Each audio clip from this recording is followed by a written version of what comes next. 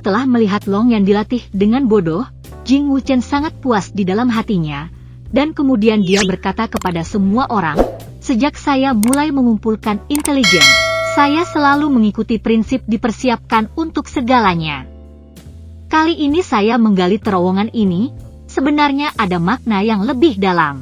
Ada keadaan tak terduga, dan aturan bahwa kota tidak boleh melakukan apapun tidak dapat membatasi semua kekuatan. Jika Xiao Fu diserang oleh musuh yang kuat seperti Dan Temple di masa depan, terowongan ini itu bisa menjadi retret bagi semua orang. Melihat mata semua orang menjadi cerah, Jingdu menambahkan, tentu saja, untuk keperluan darurat sekarang, skala terowongan ini terlalu kecil untuk memenuhi persyaratan seluruh mundur pemerintah Xiao. Tapi saya akan setiap hari, kami akan terus berkembang dan menggali. Kami akan membuat labirin bawah tanah di bawah tanah, dan pintu keluar akan bertambah beberapa. Bahkan jika musuh yang menyerbu menemukan pintu masuk, mereka akan pusing dan tidak dapat menemukan utara. Apa itu saudara laki-laki? Ini disebut saudara. Jantung Xiao Yan melonjak dengan hangat, mengawasi mata yang bebas debu tidak bisa tidak kecuali ditutupi dengan lapisan kabut air yang membanjiri. Mengapa kamu? Jing Wuchen memutar matanya ke arah Xiao Yan. Apakah kita harus begitu sombong di antara kita? Di masa depan, kamu dan Long Yan harus menguburku dan mengucapkan beberapa kata lebih baik daripada apapun. Xiao Yan tidak bisa membantu tetapi memikirkannya, mengambil gulungan barang dari selera dan menyerahkannya kepada Jingdu, dan mendesak, ini adalah peta rumah Xiao, tolong tunjukkan padaku dengan hati-hati, jangan menggali untuk keluar. Tentu saja aku tahu itu, kata Jing Wuchen dengan senyum penuh arti, jika aku menggali tempat yang seharusnya tidak aku gali, dan melihat pemandangan yang seharusnya tidak kulihat, aku akan malu. Selama dia bukan orang bodoh, dia bisa mengerti arti dari kata-kata bersih dan bersih. Xiao Yan menatap, dan mengeluarkan kata dari giginya, pergi, hahaha. Keluar. Jing Wuchen tertawa pergi. 3 hari kemudian, di sudut Xiao Fu yang sangat mencolok, beberapa batu hias melompat tiba-tiba, memperlihatkan sebuah lubang. Kepala yang bersih dan bebas debu menonjol keluar dari lubang. Setelah melihat sekeliling, bibirnya menyipit dengan senyum bangga. Tetapi meraih dari mulut gua, hantu-hantu hanya mengambil beberapa langkah, dan bayangan gelap muncul di depannya seperti hantu. Aku mengandalkan itu. Jing bersih membersihkan frustrasi. Bagaimana kamu mengetahuinya? Aku bertanya pada diriku sendiri kekuatan jiwaku. Xiao Yan terkekeh, dan tidak bisa tidak memuji, butuh 3 hari untuk menggali itu. Efisiensi Anda tidak rendah? Jing membersihkan mulutnya dan tersenyum kecut lagi, dan menurunkan suaranya dan bertanya, siap? Yah, kamu siap dan siap untuk pergi. Kalau begitu mari kita pergi. Lebih cepat daripada nanti, jangan menunda pembukaan Xiao Treasury. Oke. Xiao Yan menyatukan ibu jari dan jari telunjuknya dan bersiul. Segera, 6 angka bergegas dari seluruh, dan wajah semua orang penuh kegembiraan. Itu adalah 6 anggota Xiao San, Nan Erming, Storm, Longling, Purple Shadow, dan King Muer. Kali ini, setelah mempertimbangkan dengan cermat, semua orang tidak memberitahu Mo Huang King Haoran. Bukannya masalahnya terlalu rahasia, tetapi King Haoran khawatir. Tetapi begitu King Haoran tahu, dia tidak akan yakin akan keselamatan Xiao Yan dan King Muer. Sebagian besar penatua akan dikirim untuk melindungi mereka secara diam-diam, dan Temple pasti akan memantau keempat tetua. Sebaliknya, mudah untuk mengekspos keberadaannya. Terowongan ini cukup luas, dan tingginya 2 meter di titik terpendeknya. Tangan bebas debu mengambil mutiara malam seukuran telur dan memimpin semua orang di dalam terowongan. Akhirnya, ketika dia mencapai ujung terowongan, dia meletakkan tangannya di atas terowongan dan mendorongnya ke atas. Saya naik dari pintu masuk ke gua dan menemukan pintu masuk ke ruang dalam rumah hunian. Ruangan itu sangat kasar, dengan hanya beberapa kebutuhan pokok sehari-hari yang tampak kosong. Mungkin terdengar langkah kaki, seorang lelaki tua mendorong membuka pintu dan berjalan masuk. Wajah lelaki tua itu ditutupi keriput akibat cuaca, dan sepasang mata cekung yang dalam menunjukkan 1000 mil ketidakpedulian.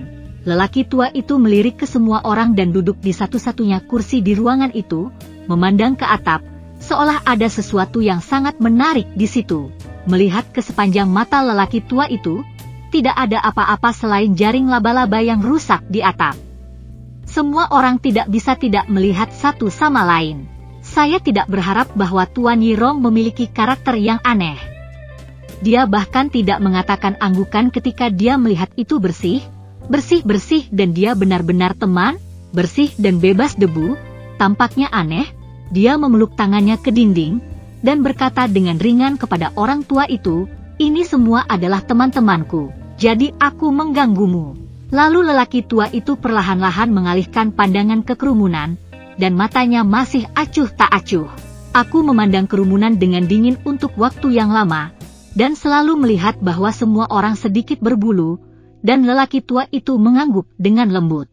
Jing Chun tersenyum dan berkata kepada semua orang, orang tua itu mengangguk dan setuju, kamu bisa melakukan apa saja yang dia mau. Jing Klin memanggilnya orang tua, apakah dia tidak punya perasaan tidak senang? Berani orang tua adalah nama hewan peliharaannya, namun, semua orang tidak berani memanggilnya orang tua. Orang yang aneh, bagaimana jika ada sesuatu yang salah, dan tidak mudah bagi semua orang untuk mengubah wajahnya ketika dia mengatakan dia berbalik. Pada saat yang sama, semua orang penasaran, mengatakan bahwa mereka yang memiliki kemampuan memiliki karakter yang aneh. Jadi bagaimana cara hebat lelaki tua ini dapat mengubah penampilan seseorang? Pria tua itu bangkit dan melangkah di depan Nan Erming. Wajah Nan Erming sangat cemburu, bahkan para wanita itu cemburu. Tidaklah mengejutkan bahwa lelaki tua itu lebih menyukainya. Orang tua itu meraba-raba untuk mengambil pil merah gelap dari cincin Na, menghancurkannya di telapak tangan yang tipis, dan menerapkannya pada wajah Nan Erming. Kemanjurannya sangat cepat, dan wajah pucat Nan Erming dengan cepat berubah menjadi merah coklat. Kemanjurannya juga sangat kuat, dan bahkan alis dan rambut Nan Erming menjadi coklat merah. Gambar Nan Erming telah banyak berubah, dan dia terlihat jauh lebih perkasa dan tangguh. Tetapi wajahnya dan garis besarnya masih sama. Jika orang yang dikenal atau orang yang peduli memperhatikan, dia masih bisa mengenalinya. Orang tua itu juga mengeluarkan pil hitam dan mengkilap dari cincin itu, menyerahkannya ke bibir Nan Erming, dan memberi isyarat kepada Nan Erming untuk mengambilnya. Bau pil hitam itu aneh, buruk, tetapi tidak menjijikkan. Nan Erming ragu-ragu, dan melirik Jing Wuchen di dalam hatinya, dan melihat tatapan Jing Wujing lekat-lekat padanya sebelum dia ragu-ragu untuk membuka mulutnya, mengambil pil yang pria tua itu segera masukkan ke dalam mulutnya. Pil hitam meleleh di pintu masuk dan berubah menjadi aliran panas yang mengalir menuju anggota tubuh dan tulang Nan Erming. Orang tua itu menembak seperti listrik, dan jari-jarinya terpukul di wajah Nan Erming. Adegan ajaib terjadi, dimanapun pria tua itu menyentuh jarinya dengan wajah Nan Erming, ada beberapa lipatan, dan pipinya cekung. Segera setelah itu, jari-jari pria tua itu memantul di tubuh Nan Erming seperti peri menari, dan semua orang melihat leher Nan Erming dan punggung tangannya menonjol seperti pembuluh darah seperti cacing tanah. Hanya sesaat, Nan Erming berubah dari seorang pria tampan menjadi seorang pria tua yang telah melalui badai yang tak terhitung jumlahnya. Karena tuli pada kerumunan, langkah kaki lelaki tua itu bergerak ke pertempuran Xiao. Dengan cara yang sama, segera, Xiao menjadi orang lain, wajahnya tidak lagi bersudut, fitur wajahnya kehilangan kekuatannya, kulitnya pucat, dan wajahnya berkerut karena kelelahan yang dalam, seperti yang abadi. Orang dingin yang pahit diseret oleh kehidupan. Yang ketiga adalah King Muer. Bagaimanapun, wanita itu mencintai kecantikan. Setelah melihat perubahan penampilan Nan Erming dan Xiao Shan, King Muer bertanya pada lelaki tua itu apakah dia bisa membuatnya terlihat terlalu jelek. Pria tua itu memandang King Muer dengan acuh tak acuh untuk sementara waktu. Mungkin itu toleransi alami pria terhadap wanita, atau pria tua itu hanya acuh tak acuh dalam penampilan. Faktanya, itu tidak begitu ramah, atau rasa malu King Muer yang memberi orang tua semacam psikologi. Puas, pria tua itu benar-benar memberi King Muer senyum lega. Pil merah dan hitam yang sama, jari-jari yang sama seperti titik-titik capung, dan yang sama sepertinya tidak ada yang tahu. Tetapi dibandingkan dengan Nan Erming dan Xiao San, penampilan baru King Muer jauh lebih baik. Tetapi, tidak lalu ada seorang gadis cantik, tetapi dia telah menjadi wanita cantik. Selanjutnya datang bayangan ungu, badai, Long Mao dan Xiao Yan. Di bawah tangan pintar orang tua itu, semua orang menjadi wajah yang tidak ada yang tahu. Terima kasih. Di bawah kepemimpinan Xiao Yan, ketujuh orang itu dengan tulus membungkuk kepada lelaki tua itu. Lelaki tua itu hanya mengangguk lemah, masih kedinginan, khasiatnya hanya bisa bertahan selama 6 atau 7 jam. Matahari telah terbenam, dan senja akan segera turun. Xiao Yan, yang akrab dengan penampilan baru, telah melangkah keluar dari rumah satu persatu, melintasi gang panjang di mana rumah-rumah berada, dan masing-masing mengalir keluar dari gerbang utara kota Jucheng. Setelah meninggalkan kota Jucheng, mereka bertujuh tidak berani menganggapnya enteng, dan terbang menuju tempat pertemuan yang telah mereka sepakati, sambil dengan hati-hati memperhatikan apakah ada gerakan di belakang mereka. Di malam hari, 7 orang pergi ke sebuah paviliun kecil bobrok ribuan mil jauhnya dari kota raksasa. Xiao yang menjelajahi daerah sekitarnya dengan kekuatan jiwanya. Setelah memastikan bahwa tidak ada yang mengikutinya, kegelisahannya diselesaikan dan dia berkata, "Ayo pergi ke kota Linming." Kota Linming adalah kota terdekat dengan kota Jucheng. Xiao Yan dan yang lainnya harus bergegas ke sana dalam kegelapan, dan kemudian pergi ke kota terdekat ke perbendaharaan Xiayao melalui deretan teleportasi di sana. Alasan mengapa mereka tidak memilih medan perang dari kota raksasa adalah karena mereka khawatir bahwa setiap kota transmisi dari kota raksasa pasti telah dipantau secara ketat oleh kuil dan meskipun setiap orang telah mengubah penampilan mereka, siapa yang dapat menjamin bahwa tidak ada cacat? Selain itu, akan ada banyak orang yang memasuki susunan teleportasi di kota Jucheng. Tidak ada yang berani mengatakan bahwa mereka tidak akan dilacak oleh orang-orang di Dan Temple. Bagaimana mungkin ada 7 dari mereka untuk bertemu di sini terlebih dahulu? Pastikan untuk pergi ke kota Linming dengan aman setelah tidak ada yang melacak. Kota Linming. Ketika hari mulai menyingsing, langit cian pucat masih dipenuhi oleh beberapa bintang sisa, dan bumi tampak diselimuti kain kasa perak, berkabut. Pada saat ini, 6 jam telah berlalu sejak Qirongshi dari Xiao Yan, dan kemanjuran obat sudah mulai memudar. Yuyan, yang tidak berani menunda sedikit pun di pagi hari, dengan cepat menginjakkan kaki ke kota terdekat dari Treasury Xiayao. Arai teleportasi. Xiao Yan dan yang lainnya menghilang begitu saja dalam cahaya yang semakin terang dari susunan teleportasi. Di bawah pohon besar tidak jauh dari susunan teleportasi, bayangan tiba-tiba menggeliat, dan langsung membentuk sosok kurus. Sosok itu mengenakan jubah hitam dengan kerudung, hanya sepasang mata merah darah yang menatap ke arah arai teleportasi, dan bergumam di mulutnya. Pria itu agak mirip dengan Xiao Yan. Pada nada, dia tidak yakin. Dia tertawa aneh. Sosok hitam itu mengulurkan tangan kanannya dari jubah hitam, memegang bola kristal di tangannya, dan mata merah darahnya menembakkan 2 sinar merah darah untuk menatap bola kristal itu. Adegan aneh muncul, dan bola kristal dengan jelas menunjukkan gambar Xiao Yan ketika mereka pergi. Ini sebenarnya bisa meneruskan memori di otak ke bola kristal melalui sinar penglihatan merah dan menyimpannya. Apa metode rahasianya? Sosok hitam itu melewati bola kristal di belakangnya.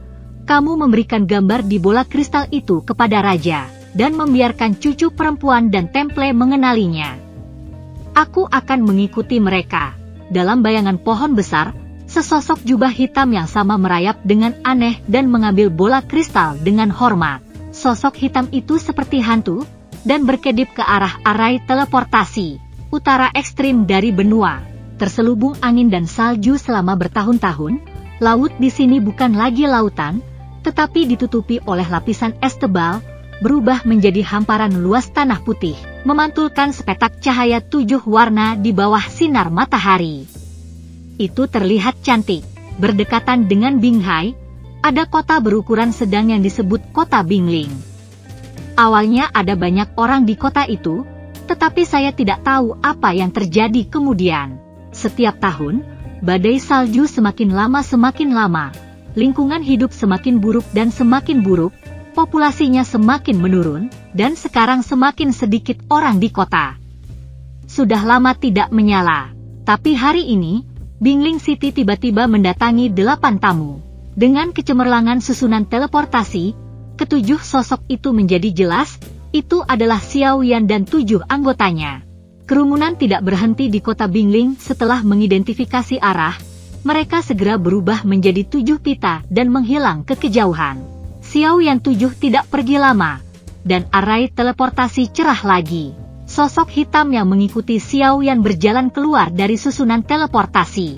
Melihat 7 Xiao Yan tidak terlihat dalam penglihatannya, tetapi mata berwarna hitam dari sosok hitam itu tidak menunjukkan sedikit pun rasa frustrasi, tetapi menunjukkan senyum yang tak dapat dijelaskan. Di sini, tidak ada yang bisa menyembunyikan jejak orang-orang Yeti.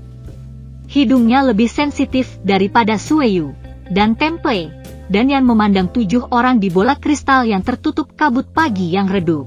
Dia yakin dia tidak melihat setiap wajah, tetapi dia tampaknya memiliki perasaan kenalan, dan dia tidak bisa menahan cemberut. Tiba-tiba, Dan Sun melihat pria kulit hitam yang memimpin di antara ketujuh pria itu melihat sekeliling dengan waspada sebelum menginjak teleportasi, matanya tiba-tiba membeku, dan dia menembakkan niat membunuh yang tajam. Xiao Yan! Pasti Xiao Yan! Tampilan itu, dia tidak akan pernah lupa. Irong-rong!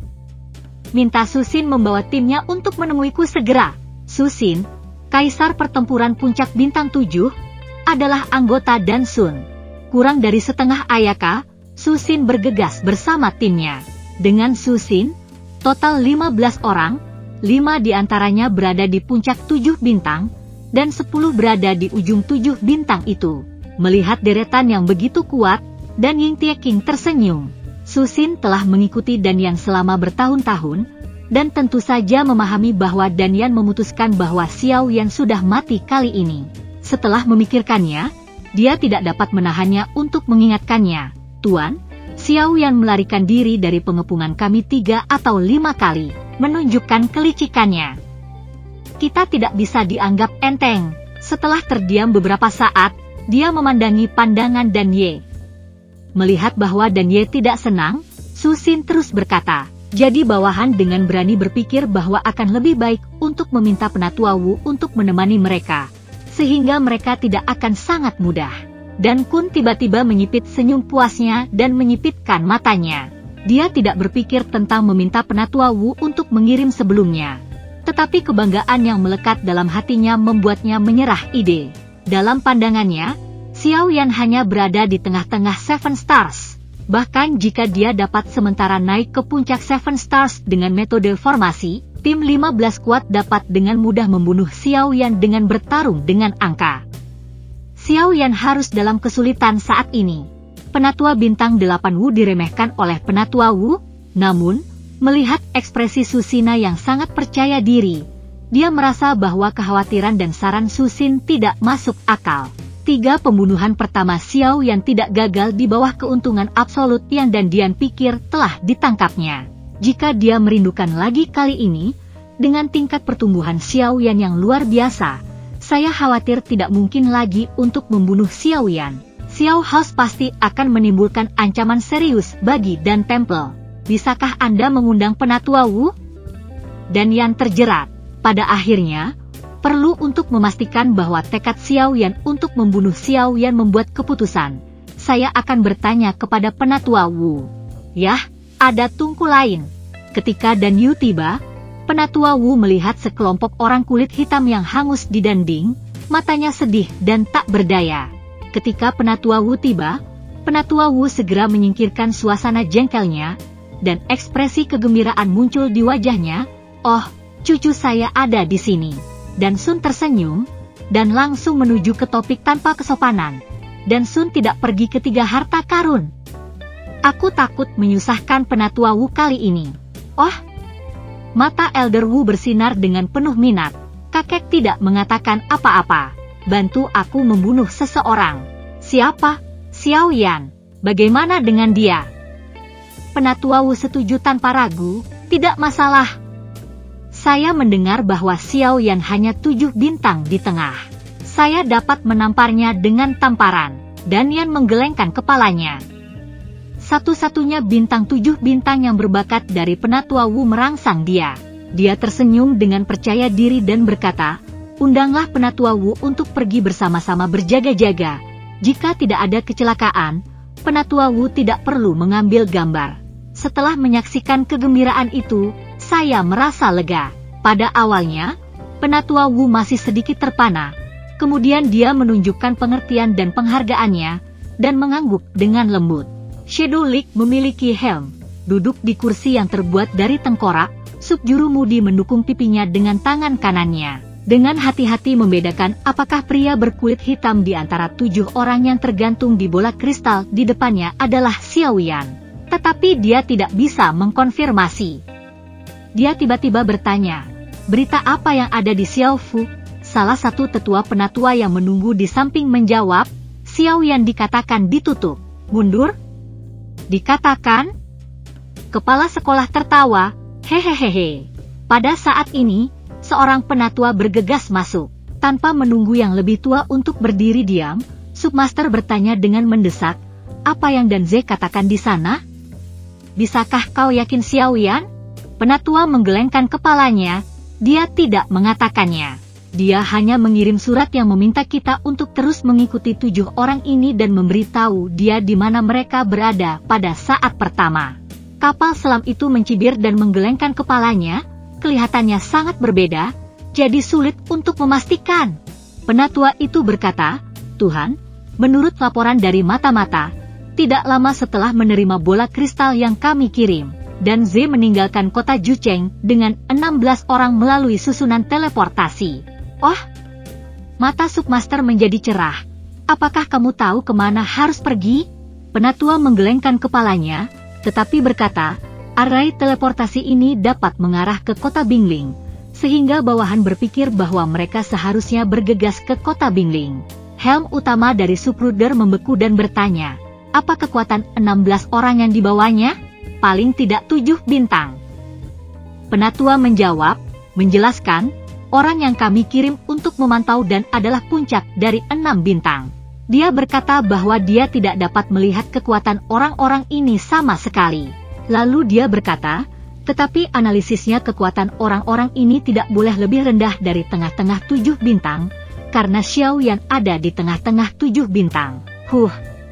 Submaster mengangguk, dan membelai sandaran lengan kursinya, menggelengkan kepalanya sedikit dan memutar matanya. Tampaknya Danye telah mengkonfirmasi bahwa orang itu adalah Xiao Yan. Tangannya sangat besar, Danye adalah ambisi adalah milikmu. Lalu mengapa dia tidak memberitahu kami bahwa dia telah mengkonfirmasi bahwa orang itu adalah Xiao Yan? Penatua bertanya. Siapa yang tahu? Kata Su Kemudi, mengetuk 3 jari pada sandaran tangan secara bergantian. Dia membayar semuanya sekaligus. Dan dia tidak mengkonfirmasi bahwa kita tidak peduli.